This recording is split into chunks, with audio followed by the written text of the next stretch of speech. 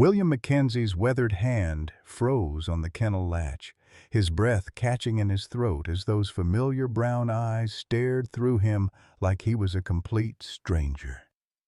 The German shepherd that had once taken shrapnel meant for him in Kandahar, now pressed against the far wall, hackles raised, a low growl rumbling from deep within his chest, not recognition, but warning. Dr. Cross's clipboard clattered to the sterile floor, his face draining of color as Bill whispered the name that should have brought joy. Atlas? Bill's knees nearly buckled as memories crashed over him. Sarah's funeral 3 years ago, when Atlas had refused to leave the graveside, the Purple Heart ceremony where this same dog had stood proud beside him, the countless nights when Atlas's warm presence had been the only thing standing between Bill and the bottle of pills hidden in his nightstand. "Get me in that cage now," Bill commanded, his voice cracking with desperation. How could 47 years of brotherhood vanish overnight? And why did Atlas's water bowl shimmer with that strange blue tint? Leave a like and share your thoughts in the comments along with the city you're watching from now. Let's continue with the story. 3 weeks earlier, Bill Mackenzie had been counting pills again. 27 white tablets lined up on Sarah's side of the bed like tiny soldiers awaiting orders. Enough to sleep forever, enough to stop being anyone's problem. The house at 1247 Maple Street held too many ghosts. Sarah's coffee mug still sat in the sink, a thin film of dust coating the rim like snow on a forgotten grave. Her reading glasses perched on the nightstand, waiting for eyes that would never open again. The silence pressed against Bill's chest with the weight of 3 years' worth of unspoken conversations. At 68, Bill carried more scars than a road map could hold. Vietnam had marked him first. 2 tours through hell that taught him the price of coming home when others didn't. Then Afghanistan in 2011, a recall that separated him from Sarah during her cancer treatments. The guilt of that timing gnawed at him like shrapnel working its way to the surface. His monthly disability check of $1,847 barely covered the house payment Sarah had insisted they could afford. "We'll manage, Bill," she'd said, her thin hand squeezing his. "We always do." But managing and living weren't the same thing, and the medical bills from her final months had turned their modest savings into a memory. The manila folder on the kitchen table contained foreclosure papers and past due notices. Property taxes, $2,100. Overdue. His heart medication, $340 monthly. Skipped for the 3rd time. The arithmetic of poverty was simple. Something always had to give. Jennifer's last voicemail still blinked red on the answering machine from Mother's Day. "Dad, I know today's hard without Mom. Call me when you're ready." That was 5 months ago. Pride was a luxury he couldn't afford, but it was the only thing he had left in abundance. Atlas had been his anchor through it all. 11 years of unwavering loyalty since retiring from bomb detection in Afghanistan. The German Shepherd had saved 23 lives during deployment, including Bill's when an IED turned their convoy into twisted metal and screaming. Atlas had pulled him from the wreckage, stayed with him through the medevac, the surgeries, the long nights when phantom pain made sleep impossible. But lately, Atlas had been different. Confused episodes where he'd stare at nothing, refusing his favorite treats, backing away from Bill's touch like he'd forgotten 4 decades of partnership. The sanctuary Dr. Cross recommended seemed like a godsend, a place where war dogs could live out their days with dignity. "Your Atlas is special," Dr. Cross had said during the intake interview, his soft voice carrying the authority of medical expertise. "We've seen this before in older military animals. The mind, it protects itself by forgetting the painful parts. Sometimes that includes the people who were there." Bill's fingers traced the Purple Heart citation on the mantel, awarded to both him and Atlas after that day in Kandahar. Partners in service, partners in survival. If Atlas was forgetting, maybe it was time Bill did the same. Maybe those 27 pills weren't such a terrible idea after all. The phone's shrill ring at 6:15 a.m. cut through Bill's restless sleep like a blade. He'd been dreaming of Kandahar again, the smell of diesel fuel and dust, Atlas's bark warning him away from the roadside bomb that would have ended everything. Now he fumbled for the receiver, his heart already racing with the kind of dread that comes from experience. "Mr. Mackenzie." The voice was calm, professional, with just enough concern to make Bill's stomach clench. "This is Dr. Cross from Valor's Rest. We have a situation with Atlas." Bill's bare feet hit the cold hardwood floor, Sarah's absence hitting him like it did every morning, the empty space where her warmth should have been. "What kind of situation?" "He's having episodes, Mr. Mackenzie. Severe disorientation. I think it would be best if you came in to see him. There are some decisions we may need to make." The drive to Branson's outskirts took 23 minutes through winding Missouri hills painted with October's dying colors. Bill's hands shook on the steering wheel, knuckles white against the cracked leather. His father's voice echoed from 40 years past. "Your mother would be ashamed, boy. Real men don't abandon their responsibilities." But what happened when responsibility became a burden too heavy to carry? Valor's Rest sat like a monument to good intentions, red brick and white columns that spoke of Southern comfort and old money. The lobby smelled of antiseptic and fresh flowers, with classical music playing softly from hidden speakers. Oil paintings of noble-looking dogs lined the walls, each with a small brass plaque commemorating their service. It looked like the kind of place where dignity went to die quietly. Dr. Cross emerged from behind mahogany doors with the practiced grace of a funeral director. 50-something, silver-haired, wearing a white coat that had never seen real work. His handshake was firm but brief, the kind politicians perfected. "Thank you for coming so quickly, Mr. Mackenzie. I'm afraid Atlas had a difficult night." They walked through corridors lined with kennels, most occupied by dogs in various stages of decline. Some barked half-heartedly. Others simply stared through the chain link with eyes that had seen too much. The sound of their footsteps echoed off polished concrete floors that reminded Bill uncomfortably of the VA hospital where he'd spent too many months learning to walk again. "Here we are," Dr. Cross said, stopping before Kennel 47. Atlas lay in the corner, his black and tan coat dulled with age, the old scar on his left ear white against the darker fur. At the sound of Bill's voice, the dog lifted his massive head, brown eyes focusing on the man who had shared foxholes and midnight watches, who had held him while shrapnel was picked from his hide. Nothing. Not even a flicker of recognition. "Atlas, boy, it's me." Bill's voice cracked like ice under pressure. He knelt beside the kennel, pressing his fingers through the wire mesh. "Come on, partner. You know me." The German shepherd studied him with the polite interest of a dog examining a stranger, then settled his head back on his paws with a soft sigh. It was worse than aggression, worse than fear. It was indifference, the kind that comes when someone stops existing in your world entirely.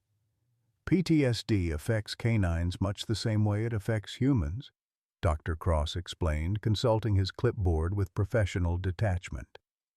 Memory fragmentation is quite common. The mind protects itself by blocking out traumatic associations. Unfortunately, that sometimes includes the people who were present during those traumas. Bill's chest felt tight, like someone was slowly turning a vise. Will he get better? With time and proper treatment, there's always hope. However, I must be honest with you. The therapy Atlas needs would be extensive, specialized. The costs. Dr. Cross let the sentence hang like a sword. How much? $3,000 monthly for at least 6 months, and that's assuming he responds well. Bill did the math automatically. His entire disability check for 2 months, the house payment, food, medicine, the arithmetic of impossibility. There are other options, Mr. Mackenzie. Sometimes the kindest thing we can do is let them go peacefully. Atlas has served his country with honor. Perhaps it's time to let him rest.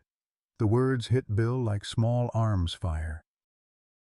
He'd heard them before, in the VA hospital when doctors suggested he might be more comfortable with increased pain medication, in the financial advisor's office when they recommended selling Sarah's engagement ring, in his own head when those 27 pills whispered their promise of permanent relief.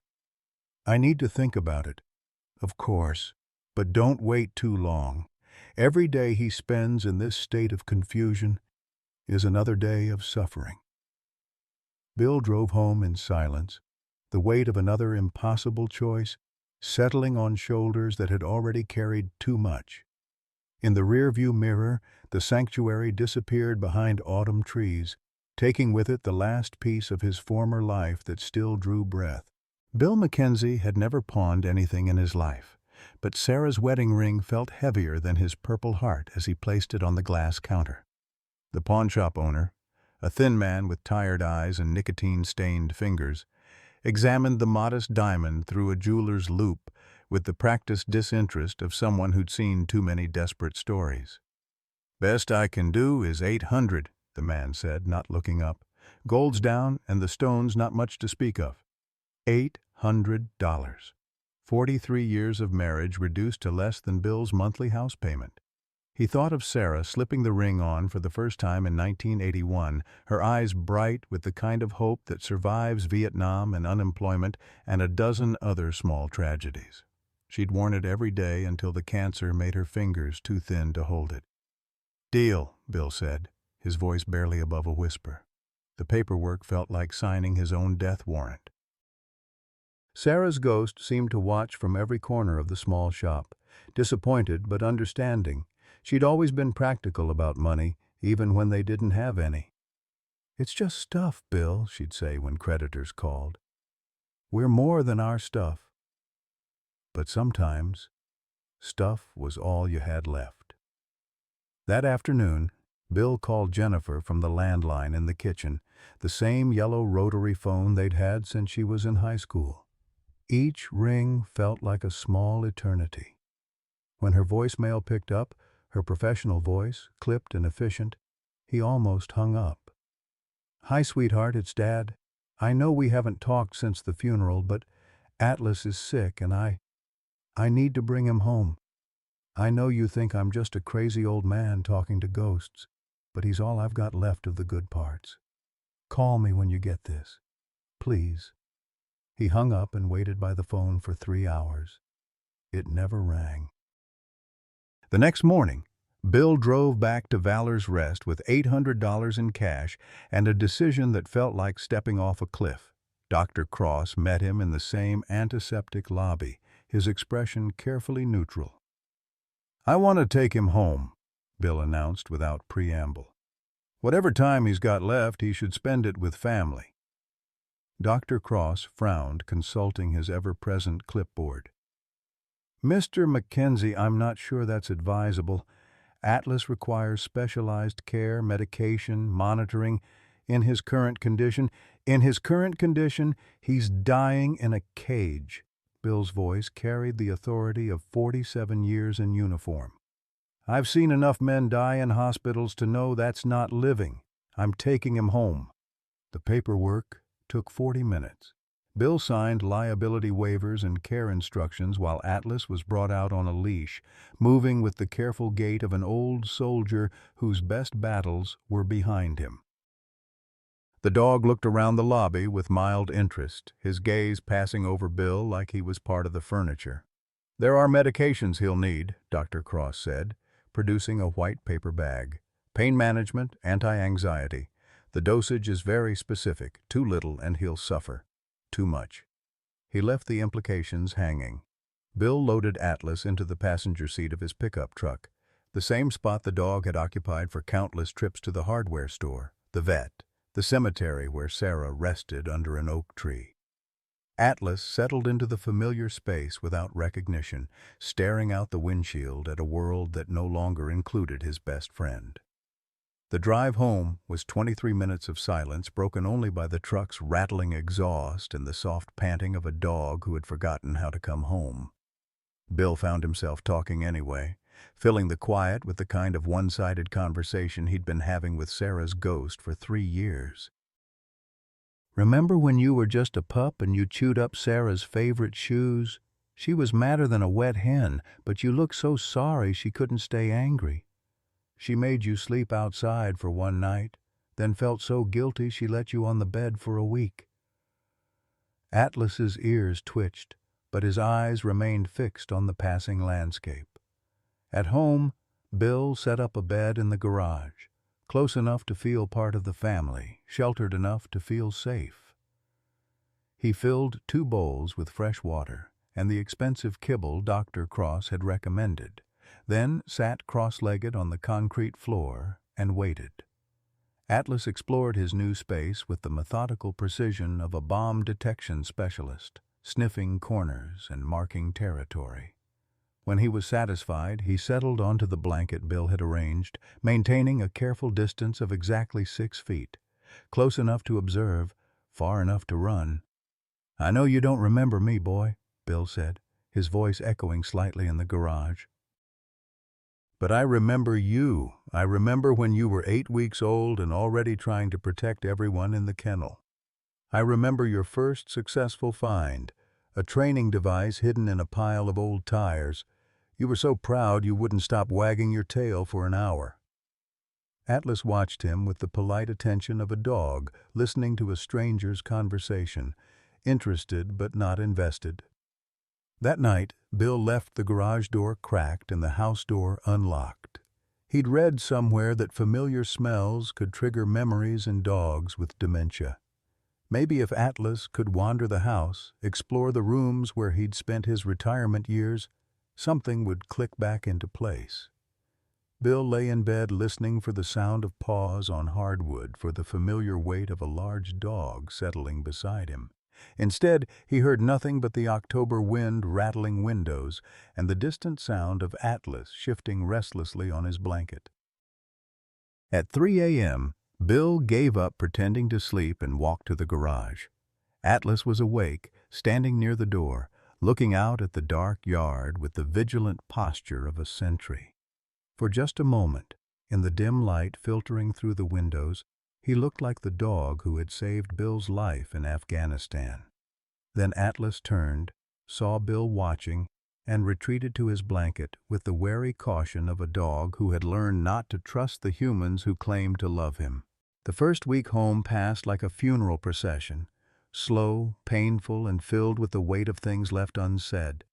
Atlas maintained his careful distance, following Bill around the property like a polite shadow, never getting close enough to touch but never quite disappearing either. It was worse than being forgotten, it was being remembered as a stranger. Bill fell into a routine that felt like penance. Every morning at 0600 hours, old habits die hard, he'd fill Atlas's food and water bowls, then sit on the back porch with his coffee and watch the dog eat. Atlas would wait until Bill was a respectful distance away before approaching the food, eating with the mechanical precision of a soldier following orders rather than the enthusiasm of a dog enjoying breakfast. "In Nam we had a saying," Bill said to the automare, knowing Atlas could hear him. "Never leave a man behind." "Guess that applies to dogs too, even if they don't remember why they're worth saving." On the 3rd day, something shifted. Bill was splitting firewood behind the house, partly for the coming winter, mostly because the physical work kept his mind from wandering to dark places. The rhythmic thunk of the axe against oak had always been therapeutic, a meditation of sorts that reminded him he was still capable of useful work. Atlas appeared at the edge of the yard, head tilted in a way that seemed almost familiar. The dog watched Bill work, ears perked forward with what might have been interest, or might have been simple curiosity about the strange human who kept talking to him like they'd met before. Bill paused, wiping sweat from his forehead despite the October chill. "Want to help, boy?" he asked, not expecting an answer but needing to fill the silence. "You used to love helping with yard work." "Mostly you'd steal sticks and run around the yard like you'd found buried treasure." Atlas took a step forward, then stopped as if fighting some internal battle between instinct and uncertainty. Bill held his breath, afraid to move, afraid to hope. For 30 seconds, they stood frozen in a tableau of almost recognition, the space between them heavy with the weight of shared history. Only one of them remembered. Then Atlas retreated to his usual spot by the garage, and the moment passed like a cloud across the sun. But Bill noticed that evening Atlas's water bowl was empty, and the dog had moved his blanket 6 inches closer to the house. 6 inches. In the military, they'd called that kind of progress advancing under fire. The breakthrough came on October 5th, during what Bill would later remember as the longest day of his adult life. He'd been working in the garden, pulling the last of the summer vegetables before the first hard frost. The physical labor felt good, purposeful, but the bending and lifting aggravated old injuries that never quite healed right. The chest pain started as a dull ache, the kind Bill had learned to ignore after 40 years of pushing his body past reasonable limits. But this was different, sharper, more insistent, radiating down his left arm like electricity. He straightened slowly, one hand pressed against his ribs, and felt the world tilt sideways. Bill made it to the porch steps before his legs gave out. He sat heavily on the weathered wood, breathing carefully through the pain, calculating distances to the phone, to help, to any chance of survival, if this was what he thought it was. The irony wasn't lost on him, surviving 2 wars and a roadside bomb only to be taken out by his own cardiovascular system in his backyard. That's when Atlas appeared. Not the distant, cautious Atlas of the past week, but something closer to the dog Bill remembered. Atlas approached directly, purposefully, and for the first time since coming home, made physical contact. The German shepherd placed his massive head on Bill's lap, brown eyes looking up with an expression that seemed to say, "I'm here. Whatever this is, I'm here." The weight of that head, the warmth of fur against his trembling hands, the steady rhythm of Atlas's breathing, it all combined to slow Bill's racing heart. The pain didn't disappear, but it became manageable, contained by the simple presence of another living thing who chose to stay close instead of running away. "There you are," Bill whispered, his voice thick with more than just physical pain. "There's my boy." Atlas stayed for exactly 11 minutes. Bill counted every one, before pulling away with what looked like confusion, as if waking from a dream he couldn't quite remember. But those 11 minutes were enough to remind Bill why some fights were worth finishing. The symptoms Atlas had been displaying began to make less sense the more Bill observed them. The dog was lethargic, yes, but in an unnatural way that seemed to come in waves. He'd be alert and almost normal for hours, then suddenly seem drugged and disoriented. His appetite was erratic. Some days he'd eat everything Bill put in front of him, other days he'd sniff the food and walk away as if it were poisoned. That word, poisoned, stuck in Bill's mind like a splinter. He'd learned to trust his instincts during 2 wars and 30 years of marriage to a woman who could read people like road signs. Something about Atlas's condition felt wrong, deliberate, managed rather than natural. On October 7th, Bill was sitting on his front porch when he noticed the unmarked white van parked at the end of his driveway. The driver, a young man in civilian clothes, was watching the house through binoculars, making notes on a clipboard that looked disturbingly similar to Dr. Cross's ever-present documentation. Bill's military training kicked in automatically. He memorized the license plate, XRV 4471, and noted the time, 1,347 hours. The van had no company markings, No official identification, nothing to indicate why someone would be conducting surveillance on a disabled veteran and his sick dog. When Bill stood and began walking toward the van, it pulled away quickly, tires squealing against asphalt. But not before Bill caught a glimpse of the driver's face, young, nervous, wearing the kind of polo shirt that suggested middle management rather than law enforcement or medical personnel. That evening, Dr. Cross called with his usual professional concern. "How is our patient doing, Mr. Mackenzie? I trust he's adjusting well to being home." Bill described Atlas's symptoms, the waves of lethargy, the appetite problems, the episodes of confusion. Dr. Cross listened with what sounded like complete lack of surprise, as if these were expected developments rather than concerning new symptoms. "Regression is quite normal in cases like this," Dr. Cross said smoothly. "The change in environment can be stressful for animals with neurological damage. Perhaps it's time to reconsider our other option. Sometimes the kindest thing we can do is prevent further suffering." "He's family," Bill said firmly. "You don't give up on family." "Of course not. But sometimes love means making difficult decisions. I could come by tomorrow, make the process peaceful. Atlas wouldn't feel any pain." The way Dr. Cross said it, so matter-of-fact, so convenient, made Bill's skin crawl. "I'll call you if I need anything." After hanging up, Bill sat in his kitchen and tried to make sense of the pieces that didn't fit. The surveillance van, Atlas's inconsistent symptoms, Dr. Cross's eagerness to suggest euthanasia, the strange blue tint he'd noticed in Atlas's water bowl at the sanctuary. That night, Bill did something he hadn't done since Afghanistan. He went operational. Using skills learned in jungle warfare and refined through decades of hunting, he positioned himself where he could observe Atlas without being seen. What he witnessed made his blood run cold. Atlas approached his water bowl normally, lowered his head to drink, then stopped. The dog sniffed the water carefully, took a tentative sip, then backed away with his tail tucked. It was the behavior of an animal who had learned not to trust what should have been safe. Bill examined the bowl after Atlas retreated to his blanket.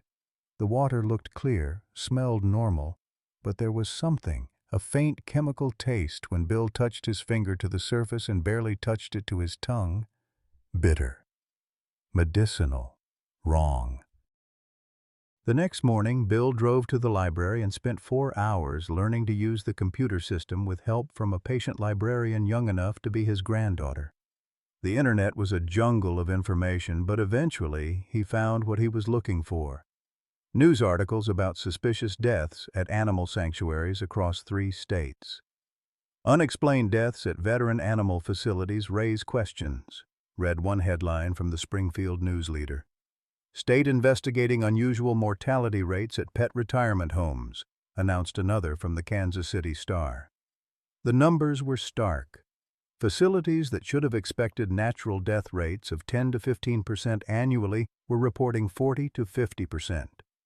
Always explained as complications from service-related injuries or humane decisions for animals suffering from PTSD. Doctor. Edmund Cross's name appeared in 2 of the articles, quoted as an expert on compassionate end-of-life care for traumatized military animals. In one photograph, he stood beside a memorial wall bearing the names of 47 dogs who had found peace at various facilities under his supervision. 47 dogs, all veterans, all dead within 3 years. Bill printed every article, his hands shaking with a combination of rage and recognition. He'd seen this before, in Vietnam, when corrupt officers sold medical supplies on the black market, in Afghanistan, when contractors cut corners on armor plating to increase profits. Evil always wrapped itself in good intentions and professional credentials. That evening, Bill called the one person he trusted completely, even if she didn't trust him back. Jennifer's phone rang 4 times before she answered, her voice carrying the careful distance she'd maintained since Sarah's funeral. "Dad, is everything okay?" You never call this late. Sweetheart, I need your help. Something's wrong with Atlas, and I think someone's been lying to me. There was a pause, and Bill could hear the sound of children playing in the background, his grandchildren growing up 3 states away while he counted pills and talked to ghosts. Dad, are you taking your medication? Since Mom died, you see problems where there aren't any. I know how this sounds, but I need you to listen. Really listen. Someone's been poisoning Atlas and maybe dozens of other dogs. I have proof. Proof of what? Dad, Atlas is old and sick. Sometimes we have to accept— Damn it, Jennifer! Bill's voice cracked with frustration. I know the difference between sick and dying and being murdered. I've seen enough of all 3 to know. The silence stretched between them across half a continent, filled with 3 years of accumulated grief and misunderstanding. Send me what you found, Jennifer said finally, her voice softer. I can't promise I'll believe it, but I'll look. Bill spent the next hour learning how to scan documents and send emails, muttering curses at technology that made simple tasks feel like combat operations. But eventually, he managed to send Jennifer everything: the articles, the photographs, his notes about Atlas's symptoms, and the surveillance van. As he waited for her response, Bill sat on his back porch and watched Atlas sleeping fitfully on his blanket. Even in rest, the dog seemed tense, as if his body remembered dangers his mind couldn't quite grasp. I'm going to figure this out, boy, Bill promised quietly. Whatever they did to you, whoever they are, they picked the wrong old soldier to mess with. Atlas stirred in his sleep, legs twitching as if running from something only he could see. In the dim light from the kitchen window, the scars on his ear and leg were clearly visible, reminders of a war they'd fought together, wounds they'd earned protecting each other. Some bonds, Bill realized, don't break just because one person forgets they exist. Sometimes they just wait patiently for the other person to remember how to fight. Jennifer's call came at 2:47 a.m., jarring Bill from the kind of fitful sleep that had plagued him since Sarah died. He fumbled for the phone, heart racing with the particular dread that comes from middle-of-the-night calls. Nothing good ever happened after midnight. Dad? Jennifer's voice was tight, professional, the tone she used when breaking bad news to clients. I've been going through everything you sent. We need to talk. Bill sat up in bed, suddenly wide awake. You believe me? I ran the numbers through a statistical analysis program. The mortality rates at these facilities aren't just high. They're impossible. Natural death rates for dogs Atlas's age should be around 12% annually. These places are reporting 47%. That's not medical care, Dad. That's systematic killing. The validation hit Bill like a physical blow. For weeks, he'd been questioning his own sanity, wondering if grief and isolation had finally pushed him over the edge into paranoid delusion. To hear Jennifer, pragmatic, analytical Jennifer, confirm his worst fears felt like vindication and horror rolled into one. There's more, Jennifer continued. I cross-referenced Dr. Cross's employment history. He's worked at 17 different animal facilities over the past 5 years. Every single one had a spike in deaths while he was there. We're not talking about 1 or 2 suspicious cases, Dad. We're talking about hundreds of animals. Bill's mind reeled with the implications. How is that possible? How does someone get away with that for 5 years? Because he's smart about it. He targets facilities that serve military veterans, people who are already dealing with PTSD, depression, financial problems. When someone like you raises questions, it's easy to dismiss them as unstable. Who's going to believe a disabled vet over a respected veterinarian with impressive credentials? The cruel logic of it made Bill's stomach turn. Predators always chose vulnerable prey, and veterans struggling with invisible wounds were about as vulnerable as they came. Dr. Cross had weaponized their own trauma against them, turning their loyalty to their animals into a tool for manipulation. "I'm flying out tomorrow," Jennifer said. "Don't do anything until I get there. Promise me, Dad, if this man is as dangerous as the evidence suggests, you can't confront him alone." Bill wanted to argue, to insist he'd been taking care of himself long before she was born, but the relief of not being alone in this fight overwhelmed his pride. "What about your job? The kids?" "My father needs help, and a serial killer is loose in Missouri. Everything else can wait." After hanging up, Bill couldn't return to sleep. He walked to the kitchen and made coffee, then sat at the table where he and Sarah had shared 43 years of morning conversations. The house felt different knowing help was coming, less like a mausoleum and more like a place where people still lived. At dawn, Bill checked on Atlas and found the dog standing at the edge of the yard, staring toward the road with the alert posture of a sentry. Following Atlas's gaze, Bill spotted the white van again, parked behind a stand of oak trees about a quarter-mile away. This time, he could see two figures inside, the young man from before and someone else, older, wearing what looked like a medical coat. Dr. Cross was having him watched. The question was why. Bill retreated to the house and called the Branson Police Department, asking to speak with someone about suspicious activity in his neighborhood. The desk sergeant took his information with the kind of polite disinterest that suggested he'd filed this under "crazy old veteran sees conspiracies everywhere." "We'll send a patrol car by when one becomes available, Mr. Mackenzie. In the meantime, keep your doors locked and call 911 if you see anything immediately threatening." 20 minutes later, a patrol car cruised slowly past Bill's house, and the white van disappeared. But Bill knew it would be back. That afternoon, Jennifer's rental car pulled into the driveway like cavalry arriving at a besieged fort. Bill watched through the kitchen window as his daughter emerged, 42 years old, wearing a business suit that spoke of success he'd never achieved, moving with the confident stride of someone who'd learned to navigate the world without him. She looked so much like Sarah it took his breath away. "Dad?" Jennifer's embrace was brief but genuine, the first physical contact they'd had since Sarah's funeral. "You look tired. You look like your mother." It was the first thing that came to mind, and judging by the way Jennifer's composure flickered, it was the right thing to say. They sat at the kitchen table, the same spot where Bill had signed mortgage papers and read Jennifer's report cards, and held Sarah's hand during her worst days, and spread out the evidence like battlefield intelligence. Jennifer had printed additional articles, created charts and graphs, built a case that would have impressed a prosecutor. "The pattern is clear," Jennifer explained, pointing to a timeline she'd constructed. Dr. Cross arrives at a facility, stays for 6 to 18 months, and the death rate spikes. Then he moves on before anyone can establish a clear pattern. He's been doing this across Missouri, Kansas, and Arkansas for at least 5 years.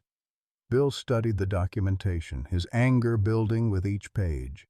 How many dogs? Conservatively, over 200. Probably more.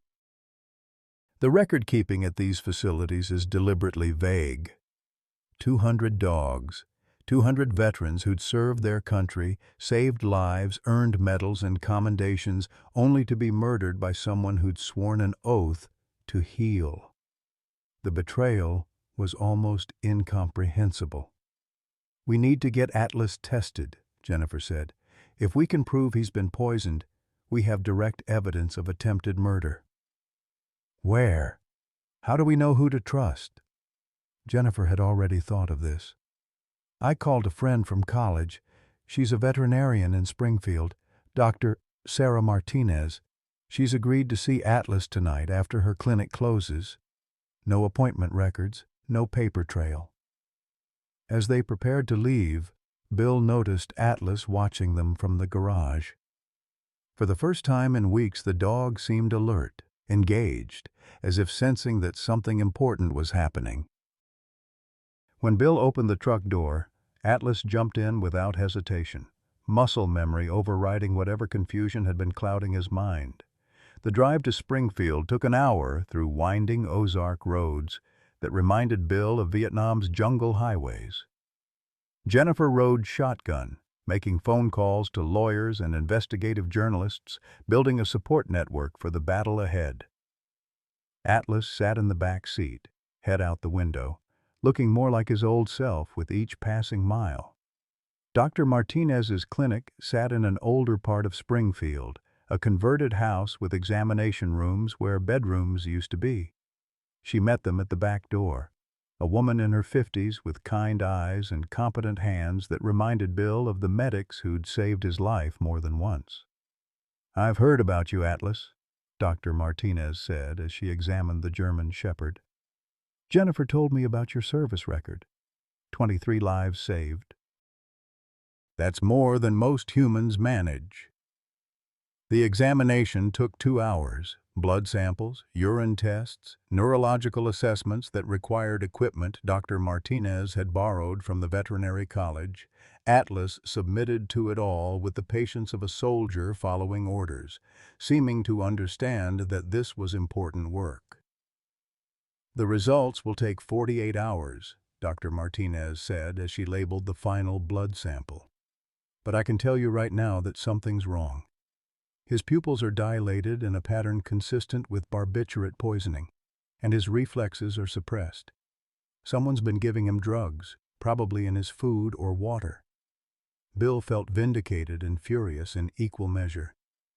"How long has this been going on?" "Based on the accumulation in his system, months. Whoever's doing this has been very careful about dosage, enough to cause confusion and lethargy, but not enough to kill quickly." "It's sadistic." Jennifer was already on her phone, calling contacts in law enforcement and the media. "We need to move fast. If Dr. Cross realizes we're onto him, he might disappear or escalate." As if summoned by her words, Bill's cell phone rang. Dr. Cross's name appeared on the caller ID like a threat. "Mr. Mackenzie, I'm calling to check on Atlas. Several staff members mentioned seeing you in town today. I hope you haven't been seeking second opinions. It can be very confusing for the animal to have multiple doctors providing conflicting advice." The casual menace in Dr. Cross's voice made Bill's blood run cold. They were being watched, tracked, monitored like enemy combatants. The white van, the surveillance, the convenient phone call. Dr. Cross knew exactly what they were doing. "Atlas is fine," Bill said carefully. "Just routine care." "I'm sure. Well, please remember that his condition is quite fragile." Any interruption in his medication regimen could have serious consequences, fatal consequences. The line went dead, leaving Bill staring at the phone like it might explode. Jennifer and Dr. Martinez had heard enough of the conversation to understand the implications. "He's threatening you," Jennifer said.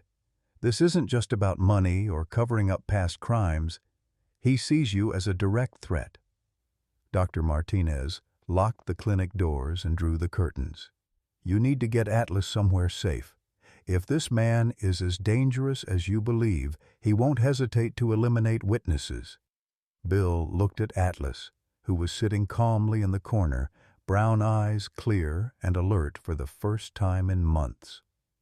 The dog who had saved his life in Afghanistan was counting on him to return the favor.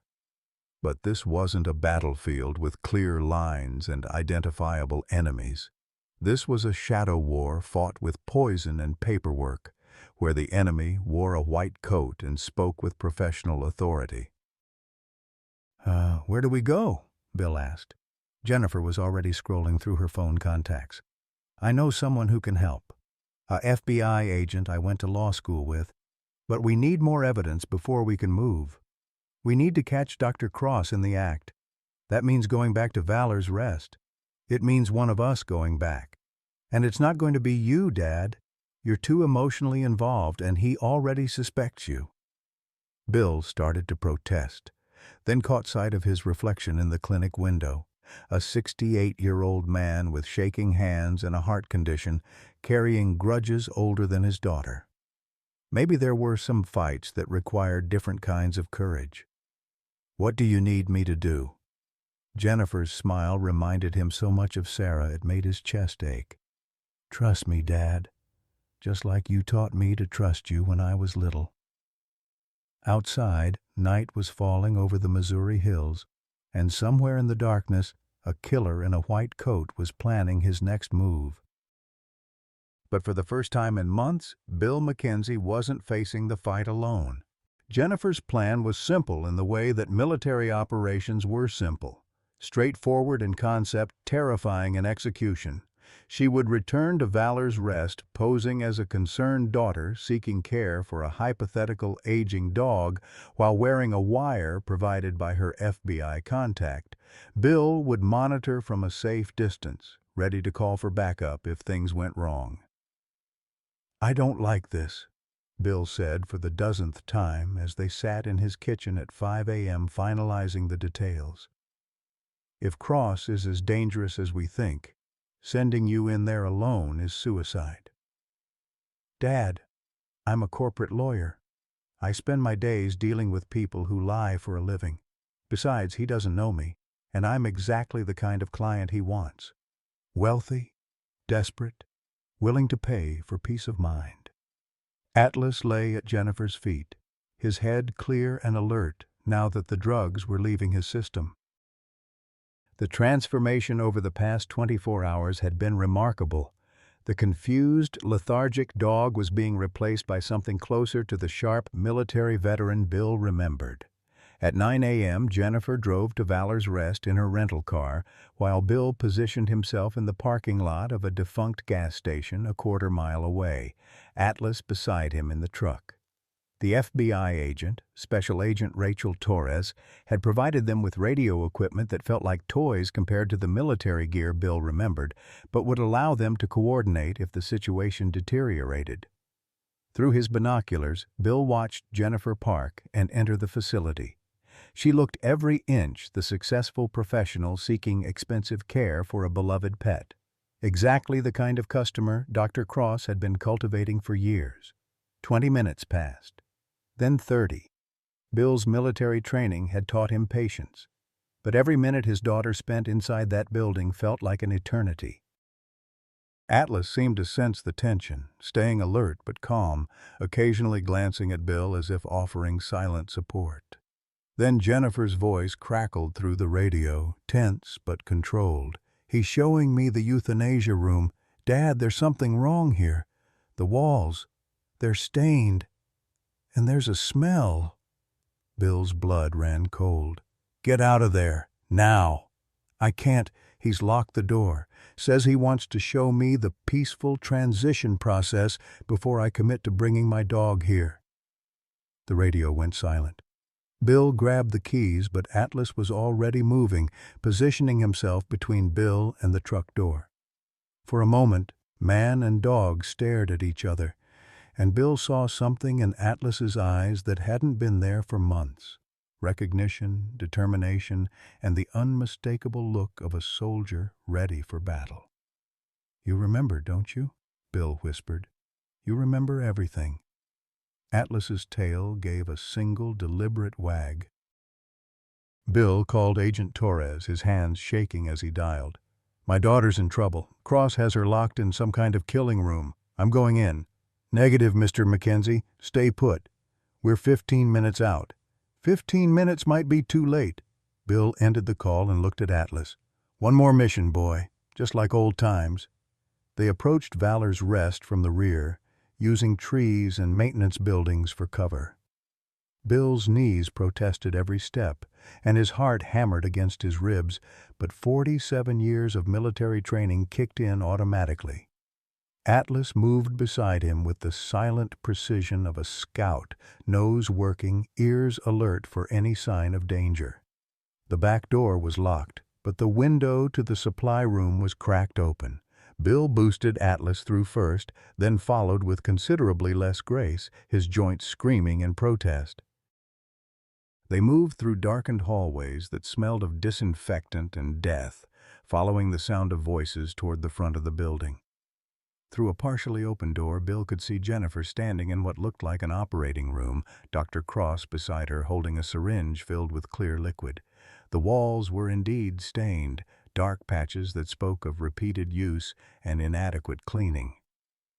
"The beauty of pentobarbital," Dr. Cross was saying conversationally, "is that it's completely painless. One injection and all suffering ends. I've helped so many animals find peace this way." "How many?" Jennifer asked, her voice steady despite the circumstances. 47 so far. Each one a mercy.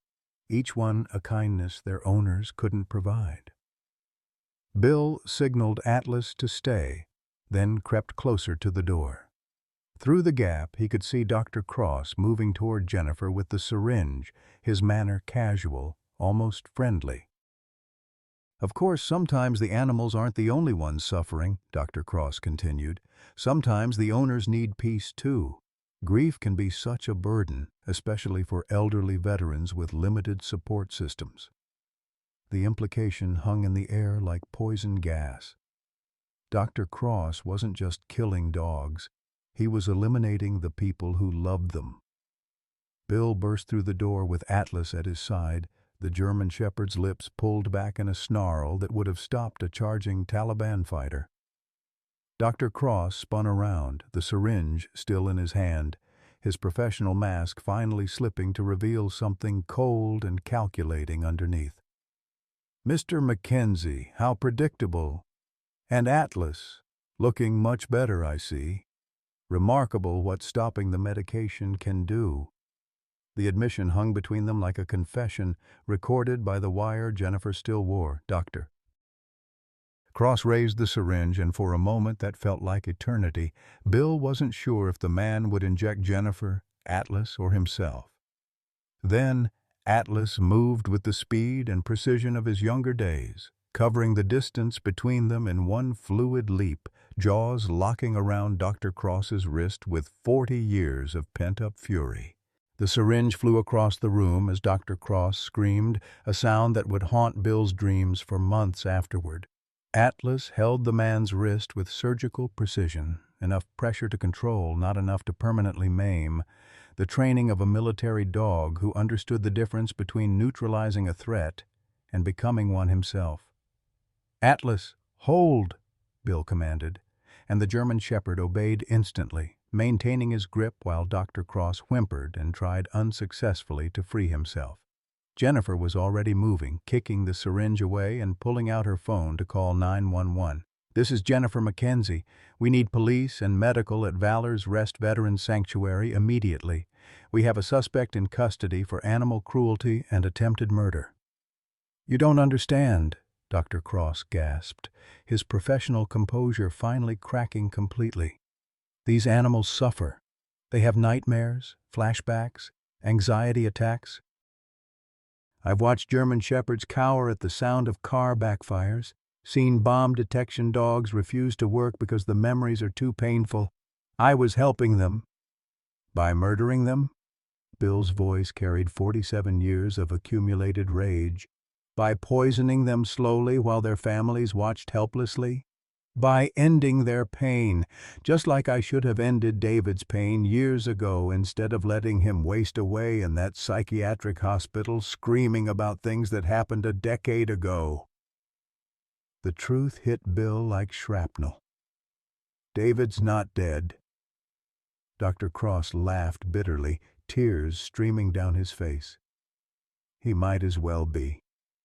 My son sits in a locked ward, heavily medicated, talking to ghosts about a war that destroyed his mind. I told everyone he died because the truth was too shameful. A cross doesn't break, doesn't show weakness, doesn't embarrass the family name." Jennifer stared at the man in horror. "So, you decided to kill hundreds of animals because you couldn't face your son's mental illness? I decided to spare them the years of suffering my son endures every day. Do you know what it's like to visit someone who doesn't recognize you, who thinks you're the enemy, who begs you to end his misery? These dogs were heading down the same path. I gave them peace. Atlas growled low in his throat, a sound that made Dr. Cross flinch. Bill could see the truth now. Not a mercy killer, but a man so consumed by shame and helplessness that he'd twisted compassion into something monstrous. "Release," Bill told Atlas, who immediately let go and stepped back, though he remained positioned to attack again if necessary. Dr. Cross cradled his injured wrist, his eyes wild with the desperate fervor of someone whose carefully constructed world was collapsing. "You think you've won something here? Your dog is 11 years old, Mr. Mackenzie. Even without my help, he has maybe 2 good years left. 2 years of decline, confusion, pain. I could have saved him from that." "That wasn't your choice to make," Bill said quietly. "It was mine, and Atlas's." Sirens wailed in the distance, growing closer. Through the windows, Bill could see FBI vehicles and local police cars converging on the facility. Agent Torres had arrived with a full tactical team, treating this as the serial crime scene it had become. As they waited for the officers to secure the building, Jennifer explored the euthanasia room with the methodical thoroughness of someone documenting evidence. What she found made her call for the crime scene photographers immediately. "Dad, you need to see this." In a file cabinet that Dr. Cross had forgotten to lock, Jennifer had discovered detailed records of every animal he'd killed. Not the sanitized reports filed with state agencies, but meticulous personal notes that read like a serial killer's trophies. Each entry included the dog's name, service record, method of poisoning, and most chillingly, photographs of the animals before and after death. "He documented everything," Jennifer said, her voice shaking with disgust. "Names, dates, even the owners' reactions when they were told their dogs had peacefully passed. He kept souvenirs." Bill flipped through pages that represented 200 murdered animals and their devastated families. German Shepherds, Belgian Malinois, Labrador Retrievers, all veterans of Iraq and Afghanistan, all betrayed by someone they should have been able to trust. Near the back of the file, Bill found a section labeled Pending Cases. His own name was there, along with Atlas's photograph and a detailed plan for transitioning both dog and owner to prevent further suffering. He was planning to kill us both, Bill realized. Make it look like I couldn't handle losing Atlas and took my own life after euthanizing him. The casual way Dr. Cross had mapped out their deaths, as if they were simply obstacles to be removed rather than human and animal lives with intrinsic value, made Bill's stomach turn. How many other families had been destroyed by this man's twisted logic? Agent Torres entered the room as uniformed officers were placing Dr. Cross in handcuffs. The FBI agent was a compact woman in her 40s with the no-nonsense demeanor of someone who'd seen too much human cruelty to be surprised by any of it. "Mr. Mackenzie, Miss Mackenzie," she nodded to each of them. "We've secured the facility and began processing the scene. What you've uncovered here, this is going to be one of the largest animal cruelty cases in federal history." "What happens now?" Jennifer asked. "Dr. Cross will be charged under federal statutes. This crosses state lines, involves Veterans Affairs, and constitutes organized criminal activity. We're talking about potential life imprisonment." Agent Torres paused, looking at Atlas, who sat calmly beside Bill. "Your dog's testimony will be crucial. Animals can't speak in court, but his medical records and recovery pattern will provide irrefutable evidence of systematic poisoning." As Dr. Cross was led away, he stopped in front of Bill, his face a mask of bitter defeat. "You think you've saved him? You've condemned him to years of suffering you can't even imagine. When Atlas starts having seizures from the nerve damage, when he can't control his bowels, when he doesn't remember your name anymore, remember that I offered him peace." Bill looked into the eyes of a man who had convinced himself that murder was mercy, that shame was more important than love, that his personal pain justified the destruction of innocent lives. Peace isn't something you give someone, Bill said quietly. It's something you help them find. The media descended within hours. By evening, Valor's Rest was surrounded by news vans and reporters eager to cover the story of the Angel of Death veterinarian who had terrorized military families across the Midwest.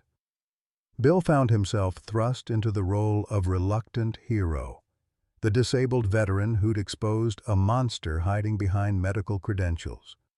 But the real hero, as far as Bill was concerned, was Atlas. The German Shepherd had endured months of poisoning, confusion, and deliberate abuse. Yet when the moment came to protect his family, every instinct of his military training had kicked in flawlessly. The dog who'd saved 23 lives in Afghanistan had saved at least 2 more in Missouri. That night, as they returned to Bill's house with Atlas riding shotgun and Jennifer in the passenger seat, Bill felt something he hadn't experienced in 3 years. The possibility of hope. The house that had felt like a mausoleum now buzzed with life and purpose. Jennifer was staying for at least a week to help coordinate with investigators, and Atlas was sleeping inside for the first time since coming home, his head resting on Bill's feet like a warm, living reminder that some bonds survive even the worst betrayals. "Dad?"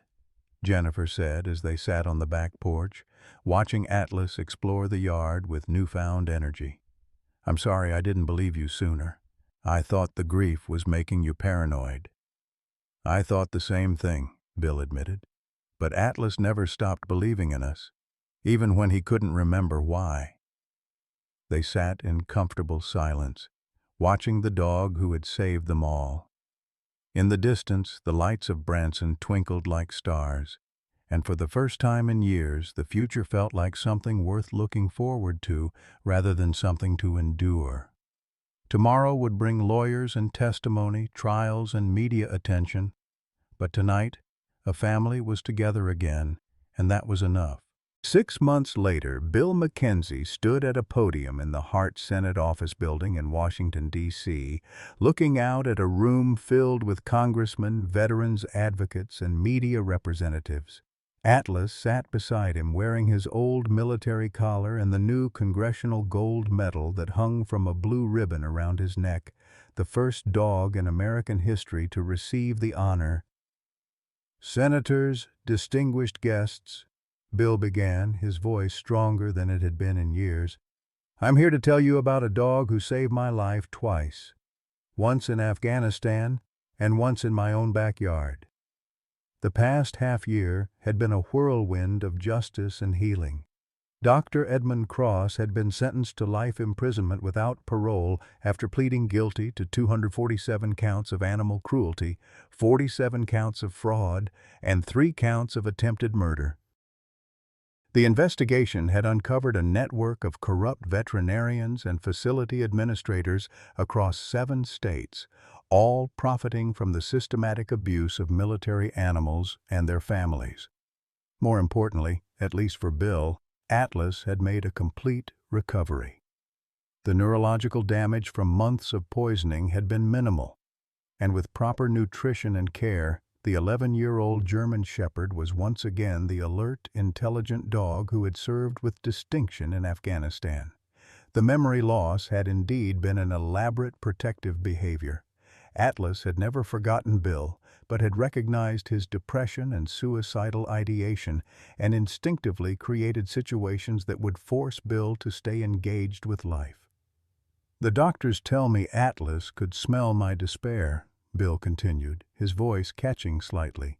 "They say dogs can detect the chemical changes that happen when someone's planning to end their own life." For months he pretended not to know me, not because he'd forgotten, but because every time I started to give up he'd have an episode that required my attention. He was buying me time to heal. Jennifer sat in the front row, her children, Bill's grandchildren, flanked beside her. 8-year-old Tommy and 6-year-old Sarah had flown in from California for the ceremony, their eyes wide with wonder at seeing their grandfather on television. For them, Grandpa Bill had transformed from a distant, sad figure into something approaching a superhero. The man who had saved hundreds of dogs and helped pass the Atlas Act, landmark legislation that established federal oversight of veterans' animal facilities and provided funding for proper end-of-life care. The Atlas Foundation, with Jennifer as executive director and Bill as chief spokesperson, had raised over $2.3 million in 6 months. They'd helped establish new veterinary programs specifically for military animals, funded PTSD research that included both human and canine subjects, and provided emergency financial assistance to veterans struggling to care for their service animals.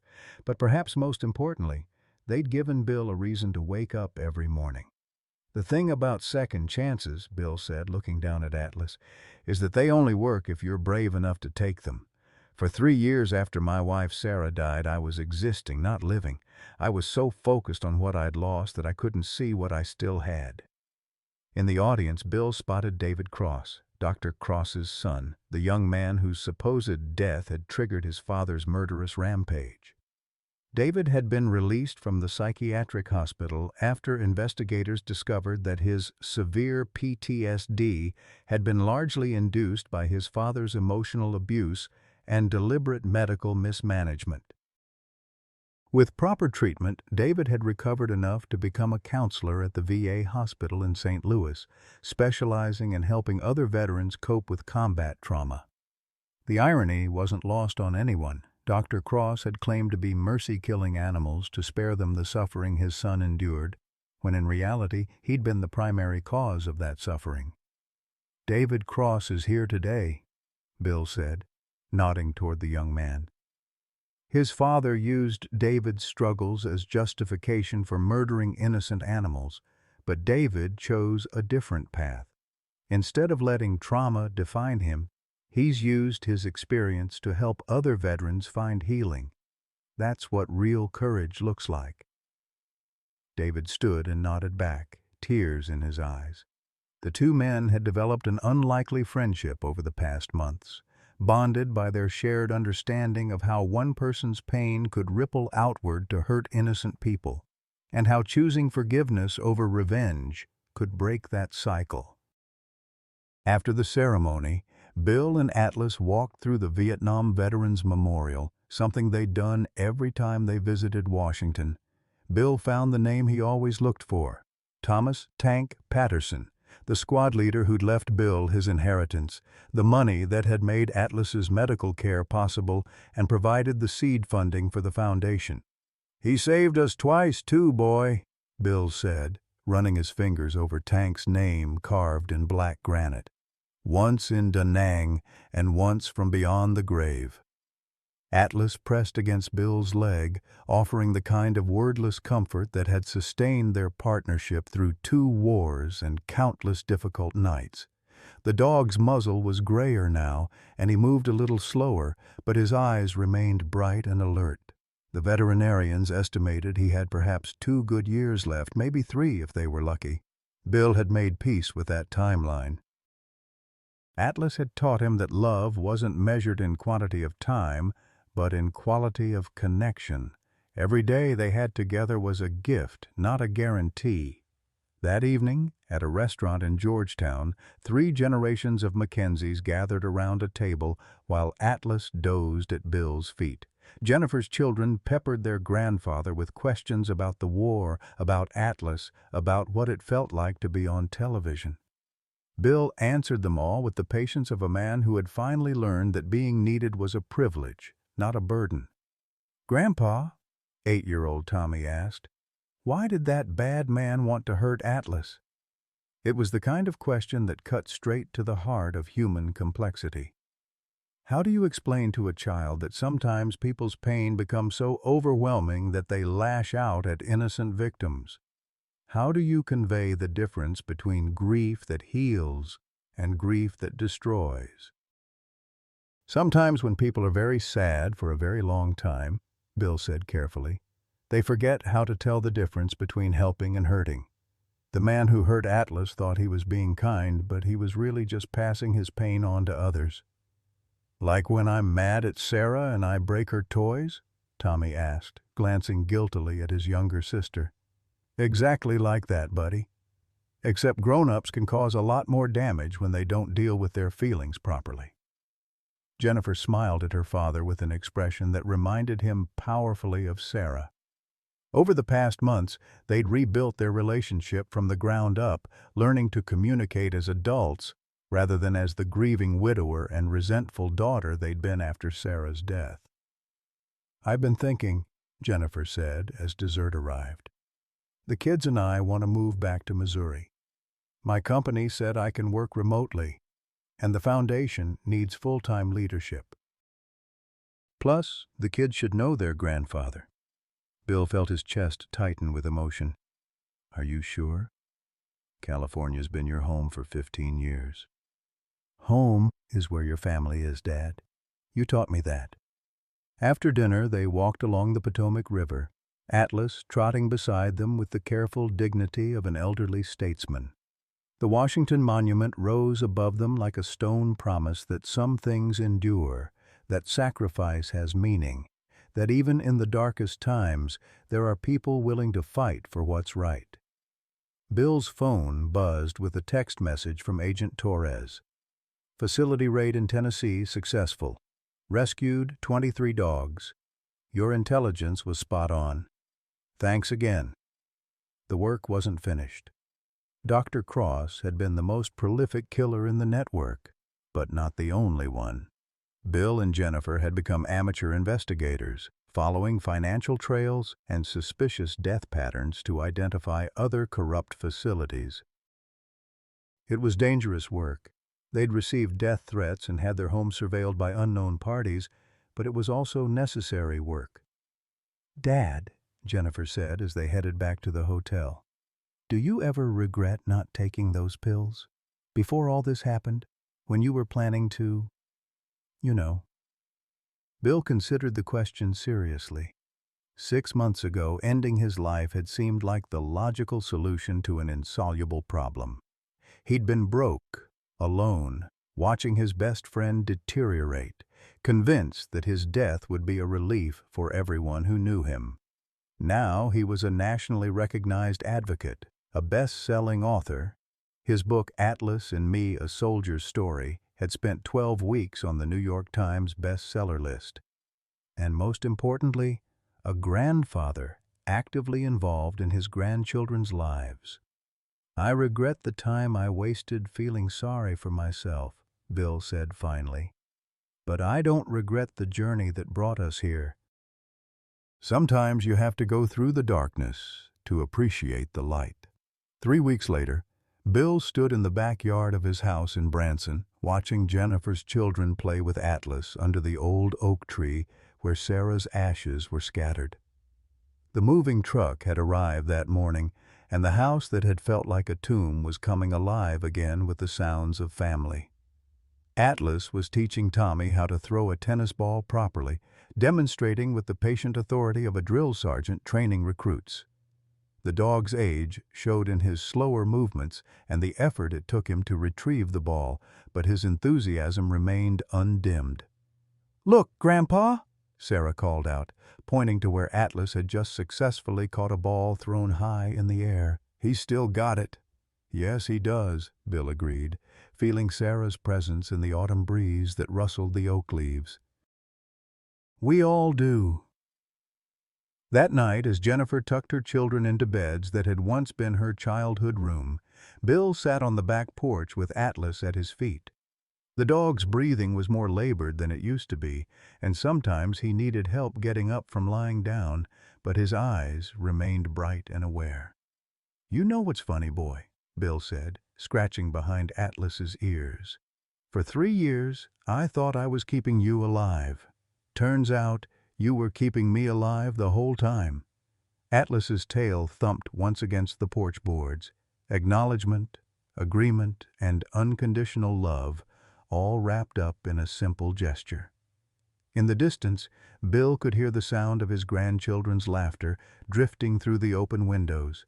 Jennifer, reading them bedtime stories in the same voice she'd used as a little girl when she practiced reading to her stuffed animals. The house was full of life again, full of purpose and hope, and the kind of noisy chaos that comes from people who choose to care about each other despite the risks. Bill pulled his phone from his pocket and scrolled through the messages that had accumulated over the day. Interview requests from reporters, thank you notes from veterans whose animals had been helped by the foundation, updates from investigators working to shut down remaining corrupt facilities. But the message that meant the most was a simple text from David Cross. 2 years sober today. Atlas Foundation scholarship approved for veterinary school. Thank you for showing me that redemption is possible. Some stories, Bill realized, don't have endings. They just have new beginnings. Atlas had taught him that love doesn't die when someone forgets. It waits patiently to be remembered. That service to others gives meaning to suffering. That even the most broken bonds can be repaired with enough patience and determination. As the Missouri stars emerged overhead, Bill made a promise to Sarah, to Atlas, to himself, and to all the animals who hadn't been lucky enough to be saved. The fight would continue. Justice would be served. And no veteran, human or canine, would ever again have to face their final battles alone. Atlas lifted his graying muzzle and looked at Bill with eyes that held 4 decades of shared history. In that gaze was everything that mattered: loyalty, forgiveness, hope, and the unshakable knowledge that some bonds are stronger than memory, deeper than trauma, and more enduring than time itself. "Welcome home, boy," Bill whispered. "Welcome home." Sometimes the greatest victories come not from what we gain, but from what we refuse to lose. Bill Mackenzie's journey with Atlas reminds us that at 68, life doesn't end. It transforms. When depression whispered that he was burdened, when loneliness convinced him he was forgotten, when grief told him the best parts were over, Atlas showed him a different truth. Love doesn't diminish with age, it deepens with wisdom. Purpose doesn't fade with retirement, it evolves into legacy. The hands that once held weapons can hold grandchildren. The heart that survived war can heal from loss. Bill discovered that his greatest mission wasn't behind him in some foreign battlefield. It was right there in his backyard, in choosing hope over despair, connection over isolation, service over self-pity. At an age when society suggests we slow down, Bill and Atlas proved we can still save lives, change laws, and build foundations that outlast our mortality. Your experience isn't a burden, it's a treasure. Your wisdom isn't outdated, it's essential. Your story isn't over, it's entering its most meaningful chapter. Every day you choose to stay engaged, to care, to fight for what matters, you're proving that the best heroes have gray hair and young hearts. What unexpected purpose has emerged in your later years that you never saw coming? How has a pet or meaningful relationship helped you through your darkest moments? Share your story below. Your experience might be exactly what someone else needs to hear today.